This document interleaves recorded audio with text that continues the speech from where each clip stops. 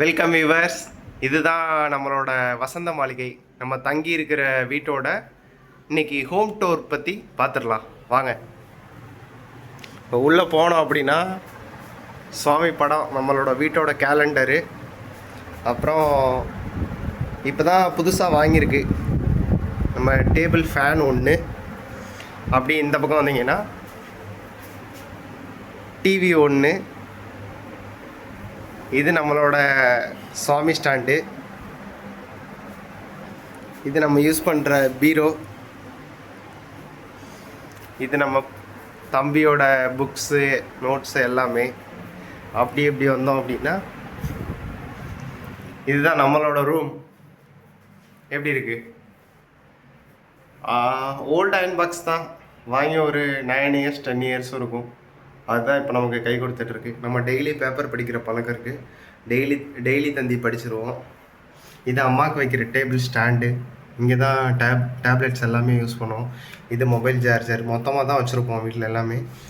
இது யாராவது வந்தாங்கன்னா யூஸ் பண்ணுறதுக்கு 2 சேர் வீட்டில்.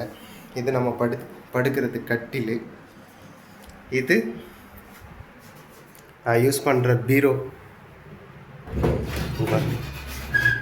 இது நான் படித்த சர்டிஃபிகேட் ஃபைல்ஸு, அம்மாவோட மெடிக்கல்ஸு.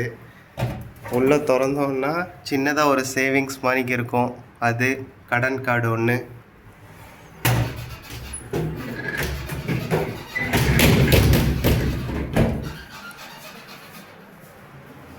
அப்புறம் அடுத்து பார்த்தோம் அப்படின்னா துணி காய போடுறதுக்கு கொடி ஒன்று.